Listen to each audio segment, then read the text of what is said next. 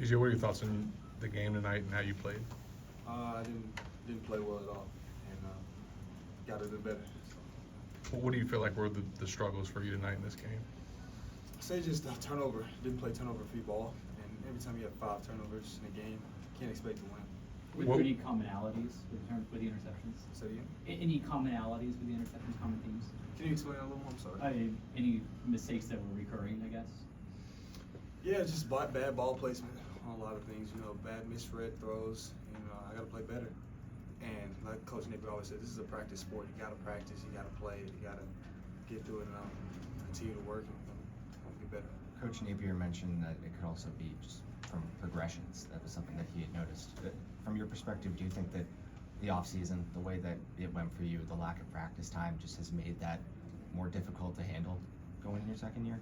I would say, you know, it's definitely been hard, you know, but, you know, God does everything for a reason. You know, I missed that time period for a reason to, you know, assess some things and sit back things and to fix some things that I needed to fix on and off the field, you know. So, you know, I can't never say, like, that was a big problem, but, you know, I keep my head down and gotta just work hard and continue to get better. Yeah, how do you process a performance like that?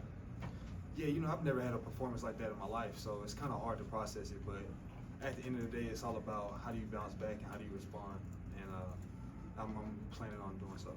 You did have a lot of, you know, time in the film room, obviously, in the offseason, Yes. with regards to, you know, not being able to throw and so forth. It's a little disappointing that, you know, maybe that's not translating, or is there more film study because needed, or how do you describe it?